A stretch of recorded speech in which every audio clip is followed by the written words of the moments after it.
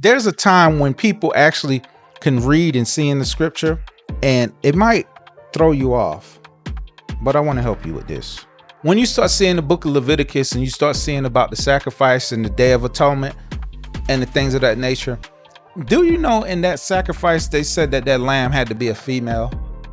And also there's some time when there's a goat, which the goat represents the sin, and they put the hand on the goat. That's where we get the phrase a scapegoat, because they put the hand on the goat and that represents all the sins of the people, and the goat runs through the wilderness, aka another sample or example of the people going into the wilderness before they get to the promised land, aka another example that there had to be a Passover, there had to be a Pharaoh, there had to be a people delivered, then there had to be a wilderness experience for there to be a Canaan, which is the promised land.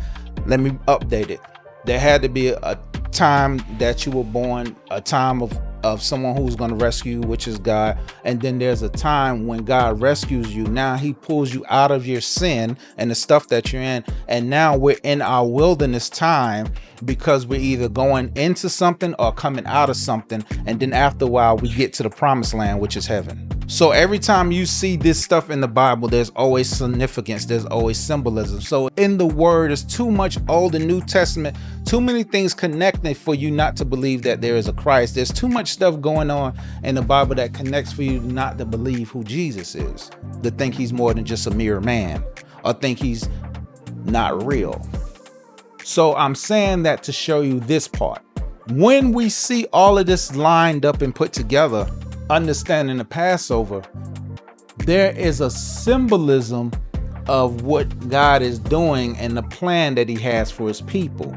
And when he has this plan for his people, it's executed in scripture to the point that nothing in Old Testament or New Testament will lie or perfectly sync with each other, to the point that people who did not even experience it, or the people who was not there, they'll say the same things in the Bible. I'll show you proof of that. Let's go to Hebrews chapter 4, verse 8.